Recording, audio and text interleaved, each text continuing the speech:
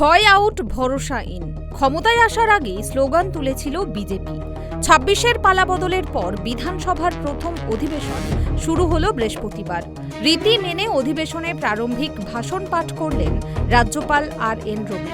দুর্নীতি দমন থেকে অনুপ্রবেশকারী বিতাড়ন, বেআইনি দখল উচ্ছেদ থেকে নারী নিরাপত্তা, রাজ্য সরকারের গত ১.৫ মাসের প্রায় প্রতিটি উদ্যোগই রাজ্যপাল ছুঁয়ে গেলেন তার ভাষণে।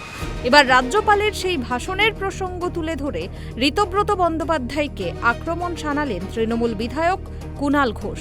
তার স্পষ্ট দাবি, নারী নির্যাতন ইস্যুতে খোদ রাজ্যপাল আজ যা বলেছেন তাতে সবার আগে গ্রেফতার হওয়া উচিত বিরোধী দলনেতা ঋতব্রত বন্দ্যোপাধ্যায়ের।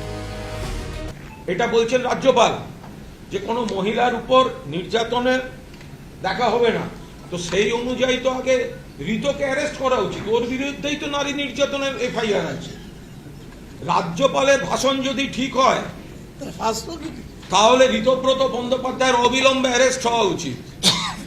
অবিলম্বে বলা উচিত যে স্পিকারকে একটা এক্সপেল্ড, একটা পার্টির এক্সপেল্ড একখানা মালকে বসিয়েছেন বিরোধী দলনেতা পদে, ঘাড় ধরে জেলে পাঠানো উচিত। এখানেই থামেননি কুণাল ঘোষ। বিধানসভার প্রথা ও আসন বিন্যাস নিয়ে স্পিকারকেও খোঁচা দিতে ছাড়েননি তিনি। কুণাল জানান, নিয়ম অনুযায়ী স্পিকারের দুপাশে বসার কথা মুখ্যমন্ত্রী ও বিরোধী দলনেতার।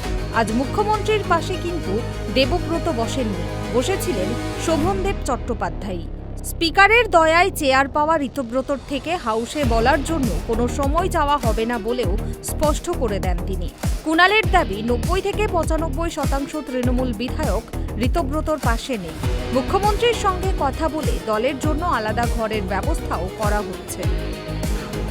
শুভেন্দু অধিকারী ছিলেন, কিন্তু চিরাচরিতভাবে বাঁদিকের প্রথম আসনটি, স্পিকারের একদম সামনের প্রথম আসনটি, যেটি যুগে যুগে বিরোধী দলনেতারা পেয়ে এসেছেন, সেটি কিন্তু শোভনদেব চট্টোপাধ্যায়ের জন্যই আজ অ্যালটেড ছিল।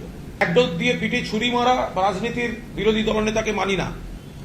মাননীয় মুখ্যমন্ত্রী খুবই সহযোগিতা করেছেন, তিনি পরিষদীয় মন্ত্রীকেও ডেকে নেন, মাননীয় পরিষদীয় মন্ত্রী শঙ্কর ঘোষকে, এবং সেখানে পরিষ্কার বলে দেন যে আমাদের আলাদা ঘরের ব্যবস্থা করতে, এবং কোন ঘর সেটাও একটা প্রাথমিকভাবে আলোচনা হয়েছে, ওরা দেখছে। মানে স্পিকারের দয়ায় চেয়ার পেয়েছে, তো ওর সরকারের বিরুদ্ধে বলতে অসুবিধা হচ্ছে, নিজের চেয়ার রাখার তাল। তো আমরা বললাম যে এই হকার ইস্যুটা, তো উনি সেখানে বললেন যে হ্যাঁ, রেল সবসময় একটু, রেলের সঙ্গে রাজ্য সরকার কোঅর্ডিনেশন বাড়াচ্ছে, আচমকা যেন এই ধরনের জিনিসগুলো না হয়, তাই তো, এবং রাজ্য সরকার আর বুলডোজার চালাবে না। পাশাপাশি সম্প্রতি রাজ্যে চলা হকার উচ্ছেদ এবং বুলডোজার ইস্যু নিয়েও সরব হন কুণাল ঘোষ। ঋতব্রতকে হকার ইস্যুতে নীরব দর্শক বলে কটাক্ষ করার পাশাপাশি হকারদের জন্য বড়সড় স্বস্তির বার্তাও দেন তিনি।